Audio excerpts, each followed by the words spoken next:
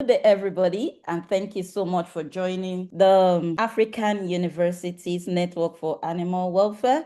I'm so excited to be here. I'm the program manager of the Vets United WTS organization, and our mission in the Vets United is to see how we can bridge the gap in education as regarding animal welfare. So, and one of the things we do is to create teaching models. And currently we have 15 of them. And as a network member, I believe you must have, registered and accessed the teaching models. But if you haven't, probably you just joined us. I will be sharing you the link so that you can have access to these teaching models. Last year, we had a presentation by one of our network members, Dr. Jelade Oluwaseun, where she talked about fish welfare. And it was good to see how she was able to incorporate the teaching model that we just launched, which is the fish welfare teaching model, into her presentation. And from the picture you can see on the screen, this was one of her slides during the presentation where she took part of the teaching models from the fish welfare teaching models, and she actually used it to back up, the research that she did in fish welfare. So our teaching models are easy to adapt for teaching, and also even if you have presentations, you can adapt them to suit the purpose for which you need them. So the big question is, what does teaching look like without resources? This actually happened to me in the year 2006 when I started as a graduate fellow, and I was told that I would be assigned the course Animal Behavior and Welfare to teach. And as a young person then, I wasn't trained as a teacher. I was left all alone to figure things out by myself. What was it like when you were asked to teach? Were you provided with resources, teaching materials at the beginning, or did you have to figure it out yourself like I did? The reality of African university lecturers is that in Africa, we have limitations in terms of resources, uneven access to digital resources. There are some countries which are quite more developed than the others, which may have digital access to resources, while some still rely heavily on, going to the local libraries or depending on textbooks. I remembered when I finished my PhD in 2014 in Newcastle University. And at that point in that university, they were actually trying to give out a lot of textbooks from their library because it was really outdated for them. But to me, I saw that this is gold for Africa because we didn't have anything like that. So I had to collect all those heavy books and I had to ship them down back to Nigeria. I gave some to the department, I put some on my shelf, and I also shared some with friends. This was the only resource that I could fall back up onto when I returned back to Nigeria and started my teaching again. So there is a high cost of academic materials. Some universities may not even be able to afford them.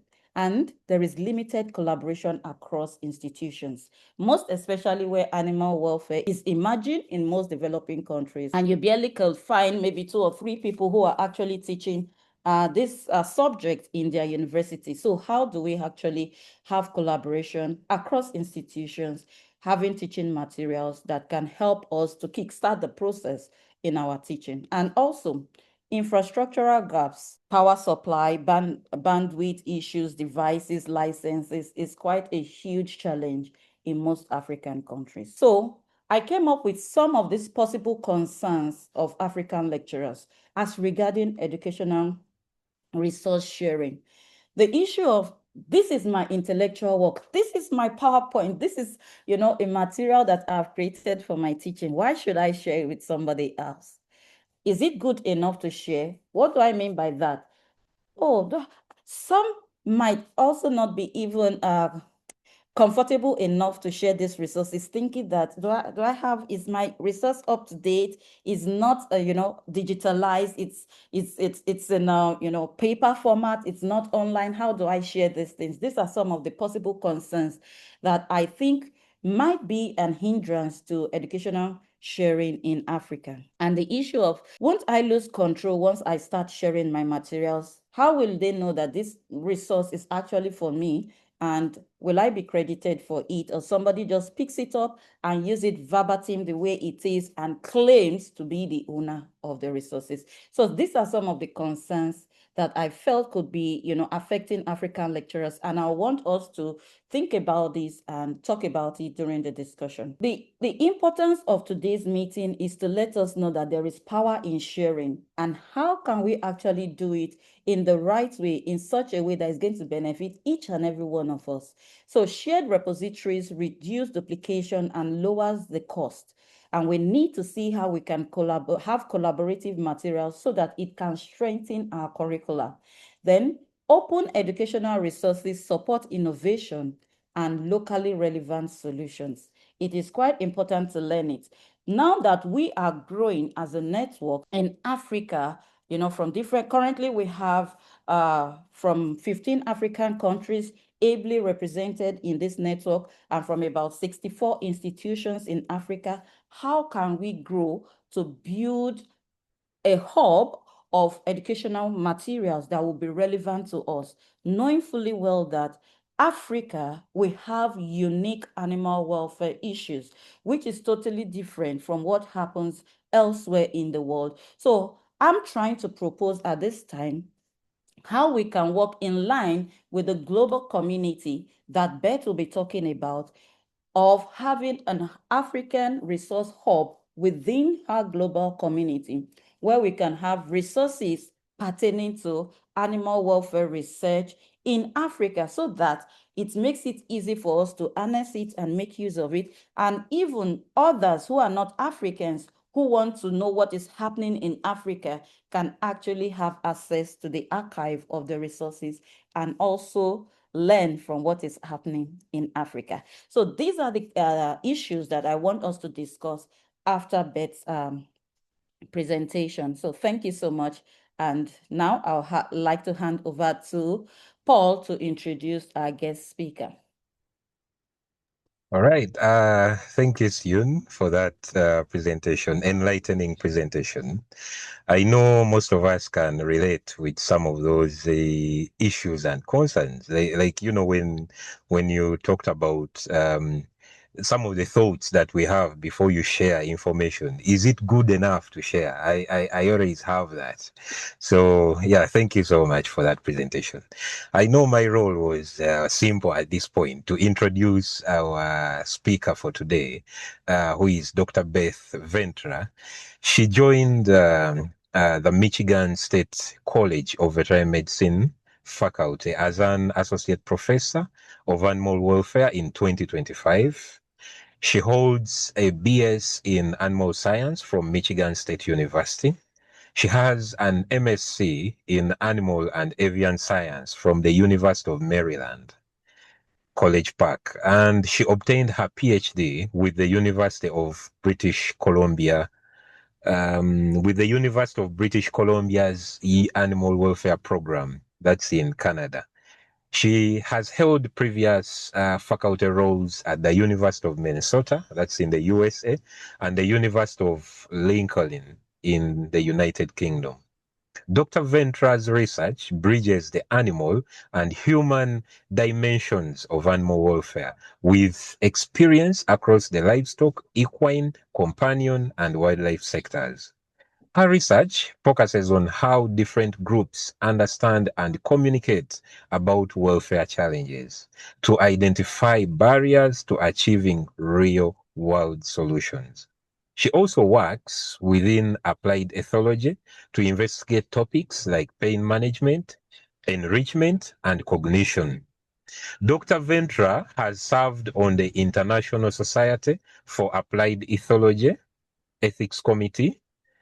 She's an associate editor to the Journal of Applied Animal Welfare Science, and she has confounded the Animal Welfare Education Community of Practice, which serves over 190 academics from 100 plus institutions across the world to build capacity in animal ethology, welfare, and ethics teaching in higher education.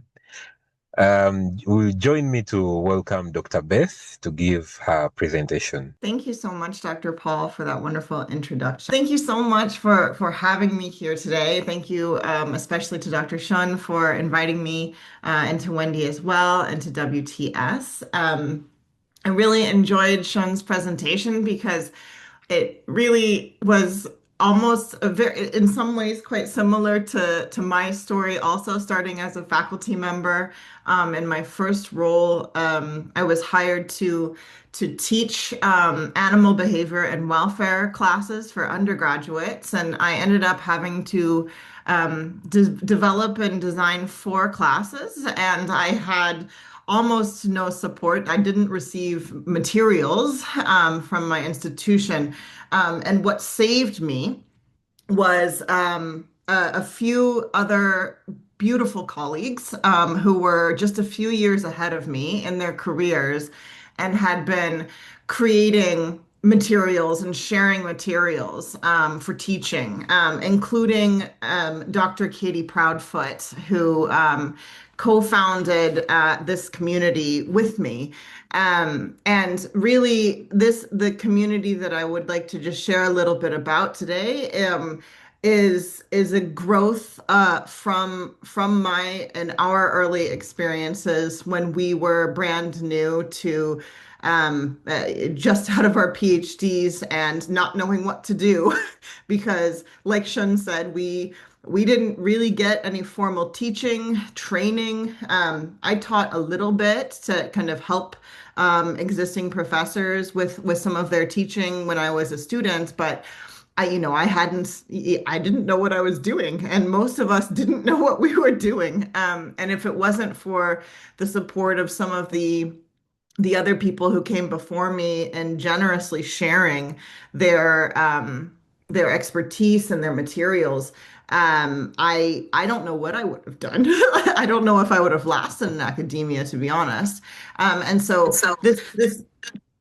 this community really grew out of that, and wanting to help others who were coming along behind us have the support that we had as we had started off in our careers. So that's what we're sharing a little bit today, and hopefully we can find ways to support each other going forward. We've titled it AWCOP. It just stands for Animal Welfare Education Community of Practice.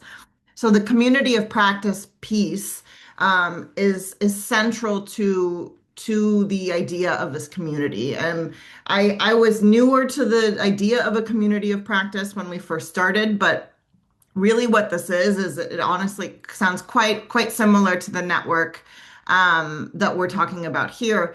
It's just a group of people who share a concern for something or a passion for something that they do. It could be in their work, it could be not in their work, but they have this shared interest and this shared passion for something. And by meeting together regularly, they learn how to do it better by meeting with and discussing and supporting each other. That's it. And there are lots of different kind of attributes that make up a community of practice. So we're united under a common theme or a common purpose. In our case, it's folks who are interested in or are already teaching anything in higher education that has to do with the topic of animal welfare science or animal behavior or specifically applied behavior, or even animal ethics or human-animal relationships. Um, and so we all are united under this common theme, and together, as a result of meeting together, sharing our ideas, sharing our problems, sharing what we've learned and what we're still stuck with, we kind of build a collective body of knowledge, and grow in that knowledge together. And when we started AWCOP, we ended up doing it for just a couple of reasons. The first was we started this in 2020, kind of the peak of the COVID times when everybody was who could was working from home, and we felt quite sad and quite isolated and not interacting with our colleagues who we normally, got to discuss a lot more closely with. And so we first wanted to just create a recurring meeting where those of us who were kind of in this field could connect again, and discuss about things that we were going on, and just to kind of get support realistically, to community build. And that's since grown for supporting broader community building amongst members who have been with us for the years that we've started, but also just for folks to connect with other people in another networking platform. We also wanted this to be a place where members could learn and to troubleshoot methods and approaches to teaching, get different ideas for teaching about animal behavior or animal welfare, whether they're teaching undergraduate students or graduate level students or veterinary students. It didn't really matter, as long as we were trying to figure out how to teach in these topics, but also to as members maybe who are more experienced could have developed something exciting that they were really excited about. This also was hopefully a place for folks to take inspiration from others who were sharing things that they had learned that worked really well for them. Something that characterizes the community is that it's very member driven and participatory. So we really welcome people to take an active part in the discussions. And I'll start to tell you a little bit more about like what actually is involved in this community and what we actually do in a moment. But the hope is that we have a lot of participation from our members. But at the same time, we know that this is times are challenging and people are stretched beyond limits and have way too many things to do. So we don't want the community to be something that people have to do. It's very much meant to be a place that people can come to when they need it, and take as much as they can and need from it. And then finally, as part of that, it also it has a crowdsourced, small but growing curriculum repository. So we're members that have created different learning materials, whether that's a syllabus or whether it's a set of readings or presentations or activities and assignments, whatever it is that they choose to share, there is a place for them to share it, and all members of the community have access to that. We have a kind of shared understanding and a code of conduct, which asks members when they join that they don't have to contribute anything to the curriculum. They are free to use what is there. But when any member adds their materials, they do that with an understanding that people in the membership will probably use it, or at least look at it, and they can borrow it. And if any member has any instructions or requests related to the release of their materials, like normally what we say is, if you use anything, please do let the member who contributed the materials know. That's just something that makes them feel good. It lets them know that their materials are useful to others, and it can help them document their teaching impacts. So if they are in an academic position, when they go up for a promotion or they have to, go through their annual review process, it helps them support their package to their bosses in a little bit more impactful way. So that's what we ask, but we also know that at the end of the day, I really resonated with what Shun was sharing, some of those worries about, well, what I've got some nervousness with sharing these materials. And yes, it's true. Like our members know that if they do share, they lose control of those materials, and they don't really have any say over how they might be used. But we still do this with with the hopes that it will support and be used by other members. And so just to give you a little bit of a history of the community and where we started and where we are now. This, as I mentioned, this started Katie and I, along with a few other faculty members based in the US and in Canada. We're talking about how we needed to connect more, and wouldn't it be nice if other folks had the opportunity to benefit the way we had when we were starting our teaching careers. So we built this idea and then initially started contacting people just in our network that we knew that we thought might be interested. And then they started telling other people. And so it kind of became a word of mouth kind of idea. We launched the community formally the next year, and held we surveyed the new set of members, to ask them what they wanted from the community, what they wanted from a formatting standpoint, and how often they wanted to meet. So we do meet every year, roughly 3 or 4 times in the spring semester and 3 or 4 times in the fall term. We don't meet over the summer. We meet from like January to April or May, and then take a break from May to August, and then meet again in September through December. I realize that the summer and winter are flipped in the hemispheres. And then it was building ground, and in the next year, when we finally had an International Society for Applied Ethology meeting again in person. So this was in, oh gosh, Shun, where was that? That was in North Macedonia. And so we wanted to share a little bit more to the international community, kind of what we were doing, and invite more people.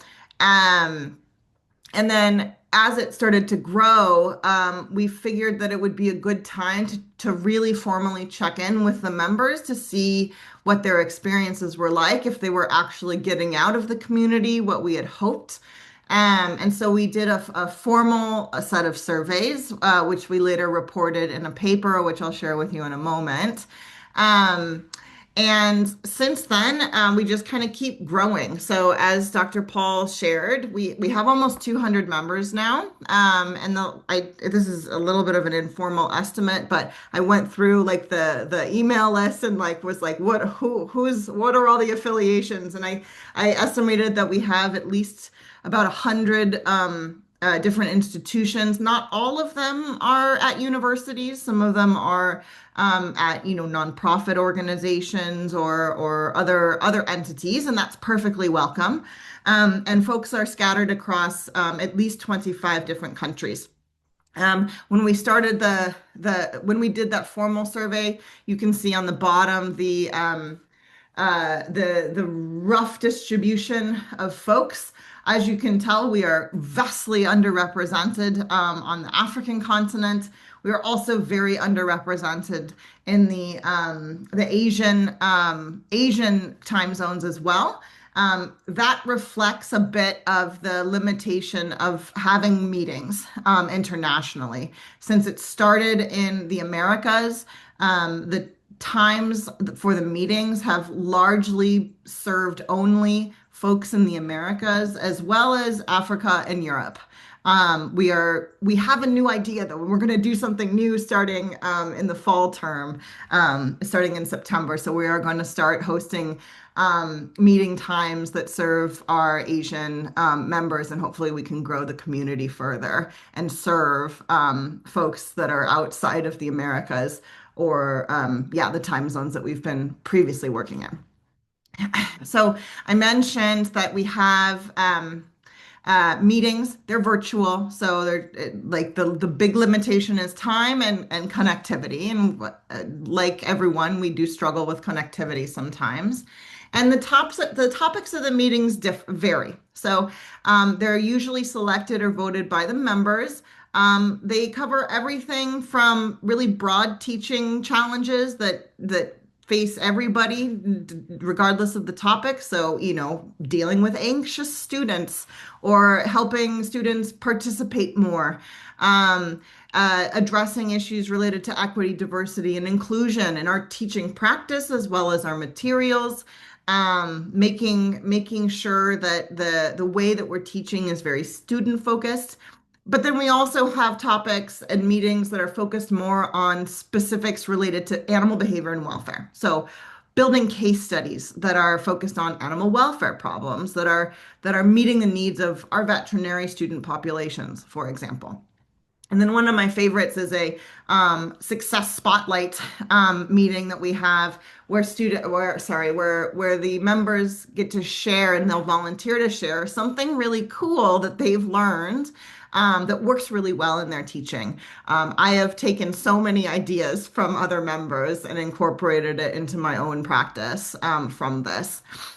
So one example is, and I'm not going to play this, but this is a recording that Katie gave at one of our meetings, walking us through how deep you can go in creating a case study to work with students through, and looking at her. I'm not going to play the whole thing. Literature, but what she went through, making problems. So making wise what I've done in the past, for example, you have students take different. Okay, so I'm not going to play her narration, but you can kind of see like them teaching what actually a good case study might look like to the whole group, which is really nice. So we take advantage of the fact that some members have like spent a lot of time learning really deeply about a way to do something in our teaching. And then they tell it to us so that we don't have to spend the time learning and teaching ourselves. They teach us in, 10 or 15 minutes, which is really nice. Because I don't know about you, but I have no time to do most of my job. And so why we do this, we think we know, but we wanted to really formally check in. And so we did do a kind of in-depth survey of our membership a few years ago, and ended up publishing the paper. And I'll share the link at the end if you're interested in looking at it. I'm very proud of this project, and so this is one of my favorite papers. I should probably just retire now. But what I wanted to share is just a few little kind of highlights. So we had, at the time we surveyed folks, we had about 150 members, and about a third of them answered the survey, which is not bad. And we asked them to, gave them a series of statements. And you can kind of see along here the proportion of people who disagree. And then as we move over into the green, these are the people who agree with these statements. And we wanted to first verify that they feel that it's a good, safe place for discussion, that it has, helped folks develop new professional connections, increase their feelings of belonging in the field. And then as we go down more, so this is about like how people feel and if they feel welcomed. And then as we go down, it's more about how it's actually impacting people's teaching. And they're feeling that they are more skilled and confident teachers. And then we asked them broader questions. And so here are some of the lovely quotes that we received from our members. So someone in their first year of their teaching shared that having a cohort, a group of people to help me navigate the process of teaching, who also were doing behavior and welfare work. This was the difference between being isolated and depressed and surviving the semester. Someone else shared that the meetings that I have attended have made me more confident in my approach to content, as well as delivery of content related to animal welfare and animal behavior in my own classroom. And then someone else shared that trying to cover such a multidisciplinary discipline in one course is challenging. I wanted to learn from others facing the same challenge, get new ideas as to how to approach the various challenges associated with teaching animal welfare and animal ethics, learn about new approaches in pedagogy as applied to these types of courses. And so this is really interesting for us because again it told us that our experiences starting out were not necessarily unique. This was some of the challenges that we had faced seemed to be faced by a large amount of the members of the community. And so some of the considerations that if first of all, anyone is welcome to join AWCOP in this call. If anyone's interested, that we would super welcome and love you. But if and as you're thinking about doing something like this yourselves in a smaller local community or a smaller context, we love working on this, but it takes a champion or ideally two people or more to really continue to push and to take ownership of. Katie and I don't own the community, but we make sure that it keeps running and keeps pushing it forward. So there's an organizational demand for it, and there is some time to put into it. I think it'll if it doesn't have people to like step up and say like we're gonna make sure that this continues to run, it'll probably just fizzle a little bit because there's too many people, and then everyone will assume that everyone else is going to take the next step to organize the next session and the next meeting. If you're starting, I think a meeting to just set the group expectations is really helpful. To have a common agenda from the meetings that everyone shares. It may take a little bit of work to get participants to share their knowledge. So some folks in our meetings, at any one time, even though we have 200 people on the list, maybe 15, 20 people come to any one meeting. The meetings are recorded, so people watch them after the fact. But I think when we have a famous person join our meeting, then it gets bigger. So when we had Dr. David Frazier join us, we had like 50 something people in the meeting. But normally when it's just us, it's, 15, 20 or 25 folks. And there's always people who are always chatty, but then there's always folks who kind of want to sit and are quiet in the background. That's okay too. People are very welcome to just sit and be quiet and just soak it in. That's not a problem. But we also want folks to gain the confidence to feel like they want to share their experiences and their questions. It is something that should be where we check in regularly with the members and get regular feedback from them, but it does benefit from some kind of structure. And yeah, I think that's kind of it. That's all I wanted to say. We'd love to have you join us if you're interested. Just shoot me an email and I'm happy to add you to the community. If you're interested in learning more, happy to discuss anything and interested in hearing from your experiences.